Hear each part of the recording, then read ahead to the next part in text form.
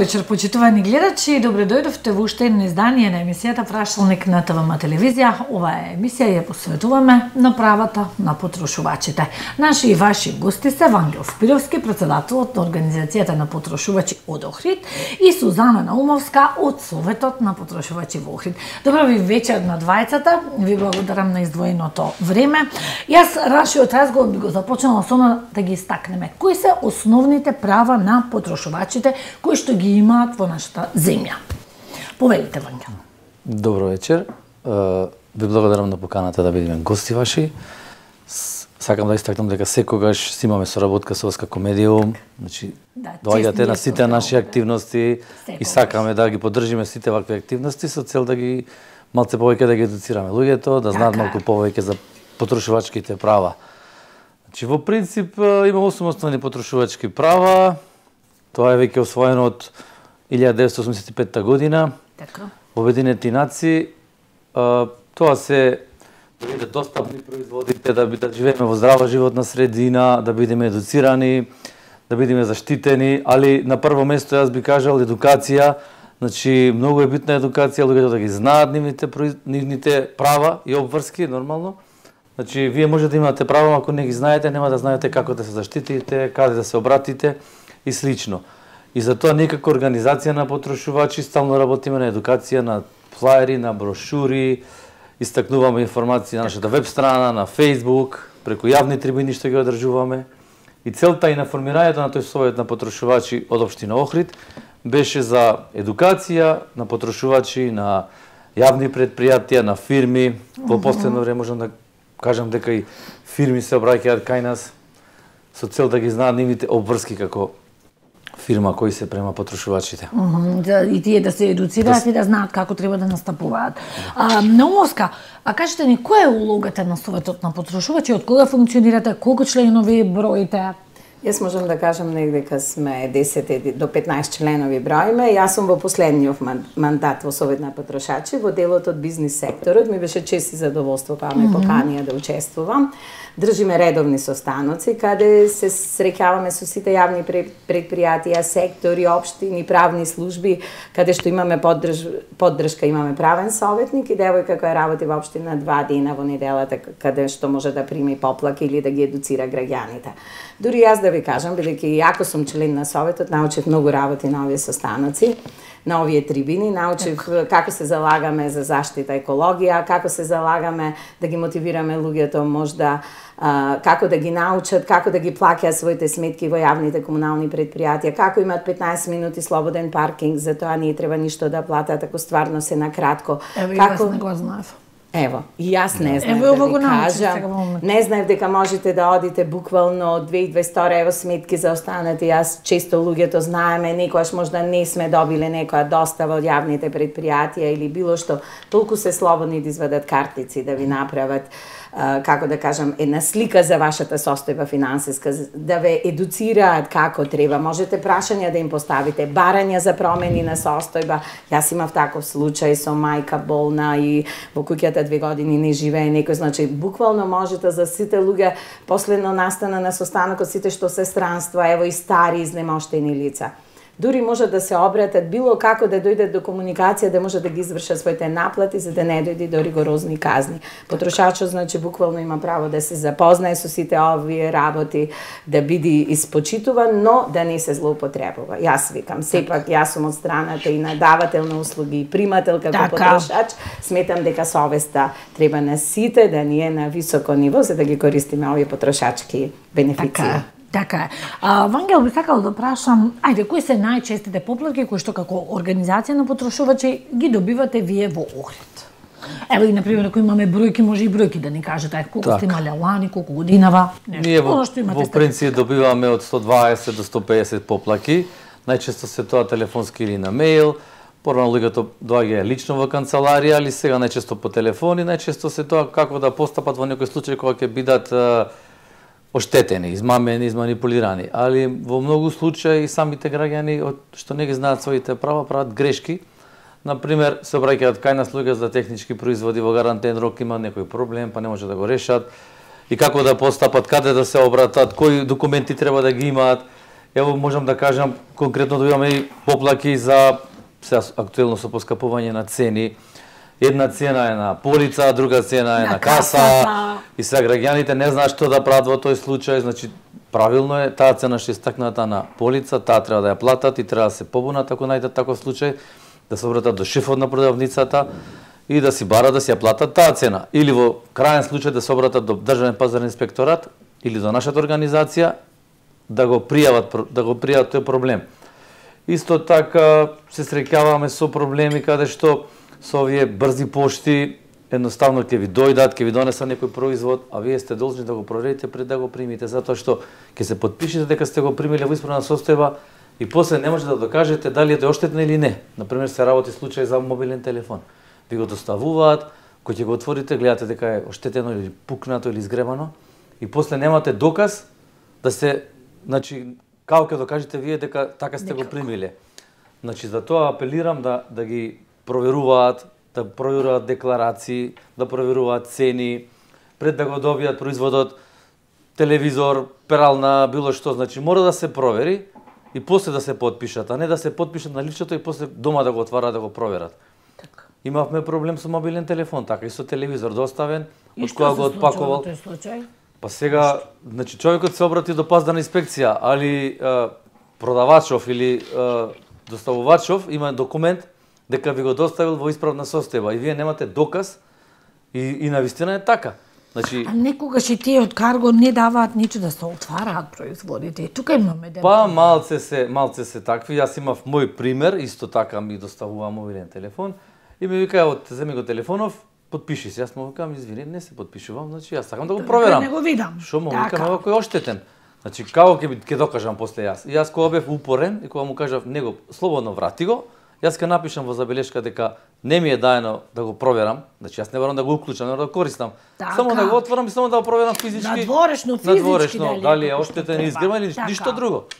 И на мој инсистирање, добро, ајде, ево, можеш да го отвориш и си го проверив и си се потпишав. Так. Значи мора граѓаните малце да се упорни, позаинтересирани, поќе да се интересираат, поќе да прашуваат. Најчесто луѓето од кои ќе имаат проблем, тоа што се интересираат. Значи ние објавуваме брошури на веб страна upama.org.mk, на Facebook објавуваме стално информации, одржуваме јавни трибини во соработка со факултетот за туризам, со студенти и со други граѓани. И цело време работиме на едукација. Так. И малце повеќе да се едуцираат и да се упорни во своите права, затоа што воспротивно, ако не знаат како да се заштитат, после не може да ги остварат нивните права. Така. Сузана, што се случува, ете, доколку некој потрошувач се соочи со некој проблем, доаѓа поднесува, да речеме, преставка, кои се вашите совети до нив? Што е она што треба да го направи за да се ги исполни правата? Како тече таа процедура? Видите, убаво кажа председателот дека прво треба да сме совесни што правиме. Ево најчесто ќе кажам со дигитализацијава во козметологијава. Имавме и трибина за тоа дека има многу лажен маркетинг, дека се користат јавни личности. Дури вчера Калиопи ми излезе на една трибина каде пишува не ги користите производите, јас не сум тоа лице што ги промовира, значи кај мене дојде со осипи од ретинол, со пекотини. Значи, за тоа треба прво да видат, да ги проверат тие сајтови онлайн. Најчесто со онлайн купувањето има голем проблем. Тука е веќе најголем проблем и сакам повеќе за тоа да дискутираме. Тука се соочуваме со инвазија од проблеми. Значи, ево јас ќе се вклучи. Да се вклуча во разговоров. Значи, би апелирал до луѓе да не купуваат од непроверени продавници, интернет или... А се непроверени на Фејсбук. На Фејсбук, да. Значи, немаме на Инстаграм ние регистрирани. Така е. Да не купуваат, се сива економија ето. Ризикот е нивни. Дури фармацевски производи, лекови се нудат. Доживотно ќе ви се реши крвниот притисок. Да. Мислам, ние кардиолошки центар имаме тука, а јас, да ви кажам, сум од тие посовесни. Често ние го гледаме производот, гледаме датум на производство, гледаме све, па некојаш ево сме судрени со тоа дека ќе погрешиме, а не камоли вака на интернет да ни се достави, често ево и при пратките има проблеми, а камоли како да треба. Значи, ние по плаката оди до инспекторат, инспекторатот решава, нормално си има вештак таму која страна е во право или не. Некогаш не значи дека секогаш потрошувачот е во право или секогаш тој што е понудувач на услуга. Така да често ние и од услугите имате услуга која не се гледа. Ке заврни дошк, фризурата ќе се расипе, ке дојдете тука чувството Јас имав поплака да ви кажам за масажа преку Mastercard да се вратат парите. Кога продавате чувства е многу тешко. Тоа е објективно чувство дали во моментот вие можете да ја дадете подлаката кога имате услуга, че да ви се промени, да ви се смени, да не ви се наплати. Така пак останува на совеста. Иначе постојат служби, ево сите инспекторати се во корелација со Советот на потрошачи и сите јавни предпријатија. Така да мислам дека за сето тоа постои заштита. Нека се обратат, за се има решение. Така, велиме, дали има доволно механизми за законот да ги заштити граѓаните? Затоа што интернет за нас интернет е и Facebook за нас интернет и Инстаграм и оние регистрирани продавници. Јас лично имам купено од оние регистрирани продавници кои што не праќаат фискална сметка. Значи, ако е та регистрирана, таа онлайн продавница мене фискална сметка не ми прати. Така, ама нажалост сите кога ќе видиме штетини не ги пријавуваме тие работи. Значи треба да го пријавите дека не се добиле сметка или дека не се добиле врска што сте барале. Ние ќе видиме штетини, ама никој не сака да реагира, никој не сака да се одлути. одлути. Јас пред некој ден со поминат рок купив работи од продавница и беше мака додобно се. А да ги вратиш, 90% продавници ги враќаат. Некогаш се јавил некој потрошувач како да постапам и ние му викаме обрати се прво до продавницата. Па се обратил, па му го вратиле, му го заменале. Али некогаш викате вие не сакаме да се замараме, не сакаме. Мака ти е сега си се прибрал така од пазарење на работа и сега со поминат рок дома ќе го видиш дека е да сипано, така ќе видиш дека да, а во маркет не го гледаме. Да читам. Па немам јас навика да читам. А треба и тоа за да се заштитиме. Така, и сега со новиот закон за заштита на потрошувачи од лани, исто и сиве фирми имаат врска да водат, да имаат оделение за заштита на потрошувачи, би го нарекол, ама тоа мора да биде оделение. Тоа може да е некој човек што е задолжен за контакт со потрошувачи. Треба да се води секоја фирма и поготово јавните предпријатија мора да имаат образец каде што потрошувачот ќе може да си поднесе приговор, може да биде електронски, мора да биде во пишана форма и мора да се обратите до нив на писмено и мора да добиете одговор и мора да се води евиденција за тие поплаки, значи како сите фирми така и јавните предпријатија. Кога тоа треба да стапи на сила или тоа веќе стапено на сила, да. Ама некако не ми е познато како да не се практикува. Ево јас бев како потрошач во Водовод да ви кажам, 5 кубици беа напишани во куќата на мајка ми која веќе не живее тука и никој нема, одма приговор поднесов и рекол за месец дена ќе добијам одговор бидејќи сметката од Водовод последователно ги носи и колекторски системи покачување и нискоградба, така да со самиот приговор во Водовод ќе се средат сите работи. Јас сум потрошач. Ме интересира дали се среди. Чекам сега, значи приговорот беше без никаков проблем примен, беше сатот отчитан, така да секој може да оди, толку се културни и фини. Ево ние имаме дека ако одиме нема да завршиме работа. Не, јас мислам дека со овие состаноци од Советот на потрошачи јавните предпријатија малце поќе се наклонети бидејќи сите граѓани се потрошачи на јавните предпријатија и нив им е битна каква ќе биде наплатата и задоволството. Дури имаше и статистики какво е задоволството на граѓаните од овој сектор, например. Ништо покажува задоволство. Тоа Вангел го имаше, може да каже статистиките каде се од статистиките. Така, па Организација на потрошувачи правеше некој истражување за колку се задоволни корисниците од јавни услуги, тоа беше на ниво на Македонија направено. И во глобала околу 60% беа задоволни. Сега со новиот начин на добивање на сметки по електронски пат е многу полесно, подостапно, да ги платат на време сметките, пошто најголем број на проблеми беа во една страна сега јавните предпријатија мора да ги, да кажам, во нелагодна позиција затоа што за една година застарува сметката, ако не му ја доставиш, тој е должен да си ја подигне сам сметката и ако не ја плати, обврска има јавно предпријатие да го тужи, дека во рок од една година ако не почне процедура за тужење, сметката е застарена и сега тие пари и тие не може да ги наплатат. Така. И имаше некој негодување од страна на луѓето за тие работи, али сега со овој нов систем што го направија, мислам дека е многу подостапно, многу понавремено информирани се и може да се плаќат електронски сметки, што сметам дека е еден чекор напред кон подостапни услуги од страна на потрошувачите. Сега кога ќе направат некои системи за комуникација со потрошувачи, електронски приговор да може да се поднесе, ќе биде уште полесно. Имаме ли во бројка колку успешно решени имаме преставки на граѓани поднесени до вас? Ние како организација на потрошувачи ги препраќаме представките до некоја надлежна инспекцијска служба. И немате бројка повратно колку успешно завршиле, колку не. Поголем дел се решаваат успешно, затоа што како прво ние сме еден филтер помеѓу граѓани и помеѓу посредуваме. Значи, прво ние проверуваме дали ги има сите потребни документи. Значи ако немате вие фискална сметка, немате доказ дека сте користеле некој производ или некоја услуга и немате право да се жалите пошто немате доказ. Значи мора да се чуваат сметки, мора да се чува гаранција, гарантен лист. Ако ги имате сите документи, тоа што треба да се обратите. Така, јасно. И тоа е многу битна работа. Основа е тоа. Основа е тоа. Направи нешто. Да, или на пример сега има еден член во законов дека технички производ може максимум да биде сервисиран во гарантен рок 3 пати. После третиот пат ви следува нов. И луѓето тоа не го знаат. Така. Дека телефон или телевизор или било што, 3 пати може максимално да биде сервисиран, после имате право да се побарате нов. Ама некако тоа чекањето, знаете, и тоа е малтретирање. Па месеци чекаш, па се враќаш и некако тоа е тоа што ги. Па има проблеми, должни се да ви дадат производ да користите заменски. Не ви даваат, треба да се снаоѓаш и додека се снаоѓам ќе купам ново и некако, знаете, тука и ние имаме проблем. Половично се почитуваат, да речем, тие состојби. Така е, али инспекторатот, ево, ние најчесто контактираме со државен пазарен инспекторат и тие се сега стално на терен и се, како да ви кажам, им фалат луѓе и нив. И не може да постигнат да се контролира све. Затоа најдобра контрола се едуцирани граѓани да си ги знаат своите права, си ги бараат своите права и нема да дојде никогаш проблем до инспекција.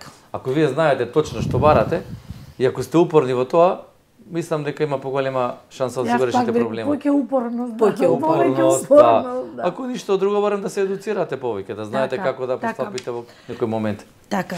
А ете, например, од Советот на потрошувачи и да ни кажете, Сузе, како да ги едуцираме граѓаните? Ево, ОПМ вели, ставаме флаери, информираме, меѓутоа и не секој користи Фејсбук, и не секој користи социјални мрежи. Како да работиме повеќе на едукација?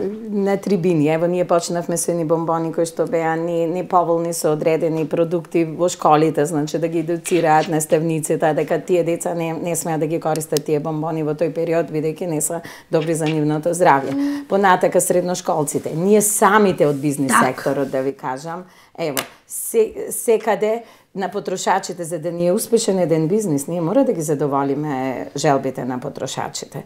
Најтешката работа е само со захтевни потрошачи кои што имаат слободно можда време и сакаат нон-стоп нешто да вратат, нешто не им е погодено. Со нив е најголемиот проблем. Иначе другите совесни потрошачи ќе прочитаат гарантен лист, гарантен рок, јас враќам производ досега ево Техномаркет, кадички за педикир, секогаш ми били услужени, сум ги чекала месец и пол, но секогаш ние мора да имаме некаква замена до тогаш, така? Ние битно е да го исполниме правото дека ќе ни се задоволи за финансискиот дел што сме го дале, да ја добиеме таа услуга. Сметам дека често и како потрошачи можда и повеќе бараме од тоа што може да се направи. Во одредени работи повеќе потрошачи жалби се жениве, кои што може да се и поупорни, можам да кажам. Така вистина ова добар податок.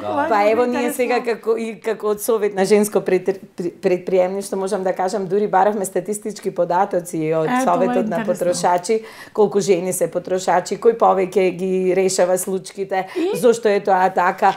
Па негдека во одредени сектори 70% поплаките се од жени, ама ги решаваат, да ви кажам, поупорни се до крај. Така, машките ќе кажат одредени работи, ако се реши, ако не. Браво! Мислам дека, да, убав податок, каде што ние, викам, било како и да, ако е за ситни финанси, мислам, никој не се жали. А тоа велам тие, мака да станеш и да вратиш нешто од 100, 200, 300, а и тоа не е во ред, затоа што си го купил, затоа што ти требало.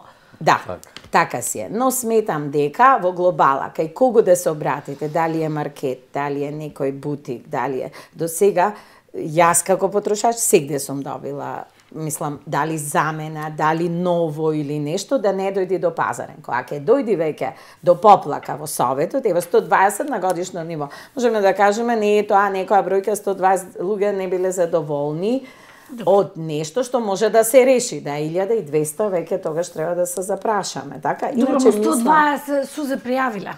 пријавиле. Значи, тука реалноста колку е така, И па колку тоа пријавиле. значи, системов е цел. Треба да земите фискална, да бидете уреден во чување на апаратот, можете да бидете искрен дали вие механички сте го повредиле или во достава или оттаму сте го зеле. Ние често можеме да знаеме инаку да кажеме, така? Но најчесто сите треба да бидеме искрени кога поплака правиме. Искреноста и честноста во ова работа ќе ни олесни и на советот, и на пазарна, и на бизнис секторот. Јас можам да кажам и друг пример, каде што граѓанин се жалеше за мобилен телефон, дека не му работи и дека не е негова вина, дека тој не го оштетил. Одеше до крај, преку пазарен инспекторат, овластениот сервисер каже дека телефонот е потурен со вода или нешто друго. И човеков упорен беше, не, јас не го имам потурено со вода, се отиде на вештачење преку суд и се утврди дека навистина телефонот беше со вода потурен. Ево, тоа е она што имаме и такви работи, значи сега треба да си кажеш ако си го штетил, ти си го штетил. Така.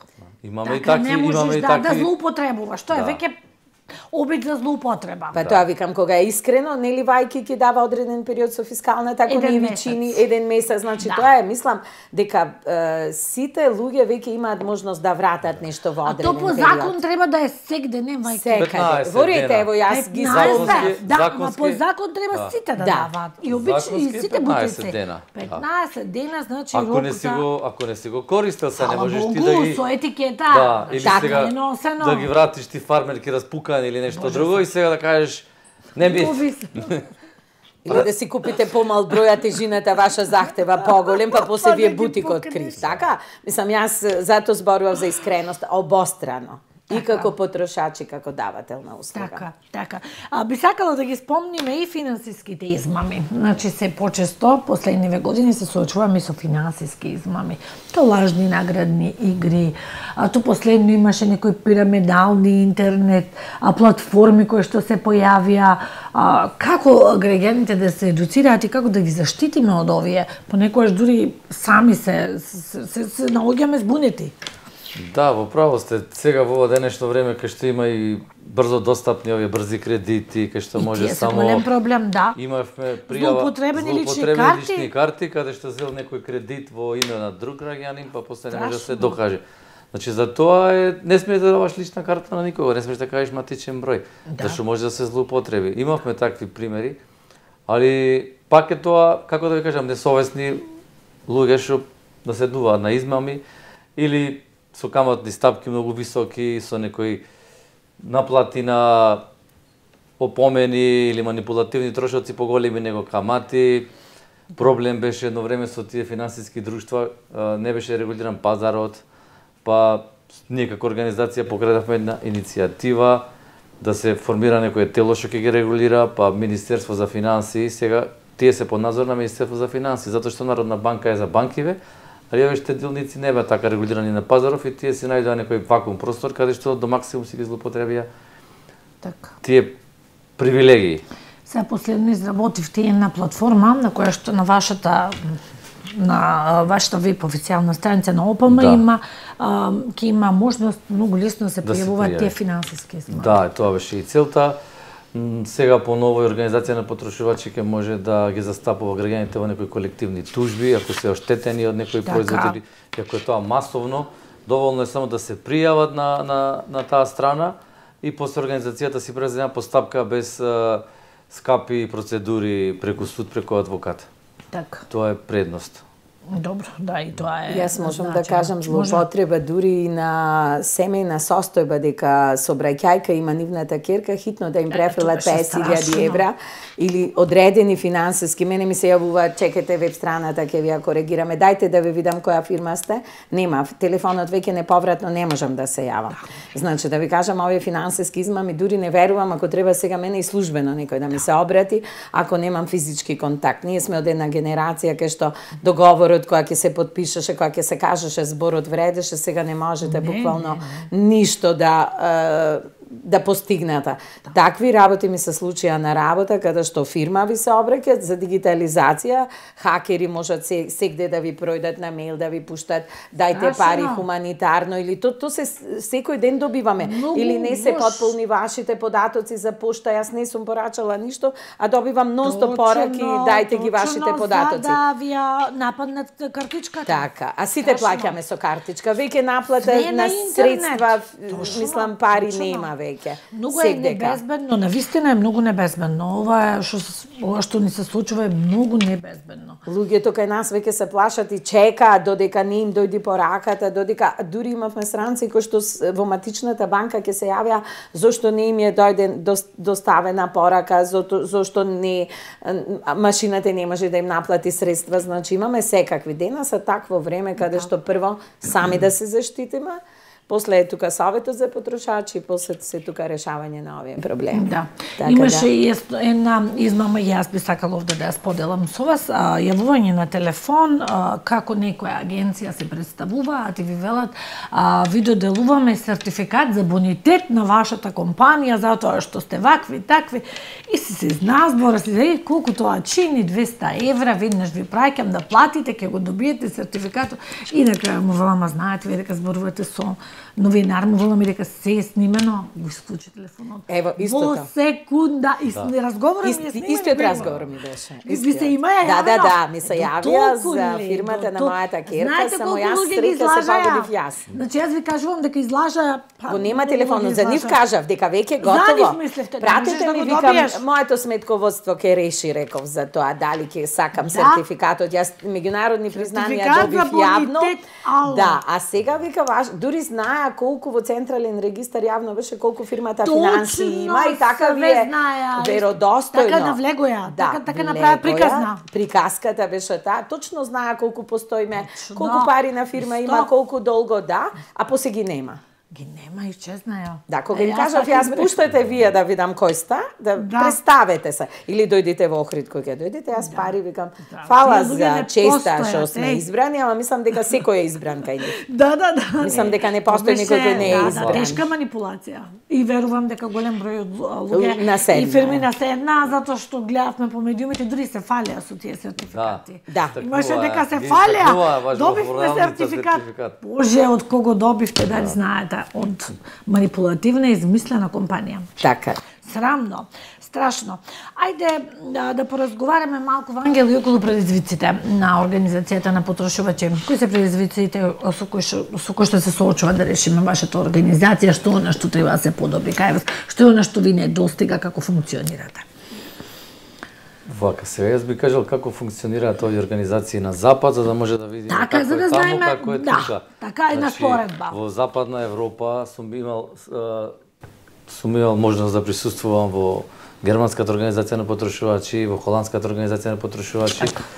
Генерално тие се финансирани од страна на државата, германциве, имаат институти, имаат многу луѓе вработени, правници, работат на едукација цело време, работат на подготовка на закони, на измена на законска регулатива, али за тоа ви треба цел тим.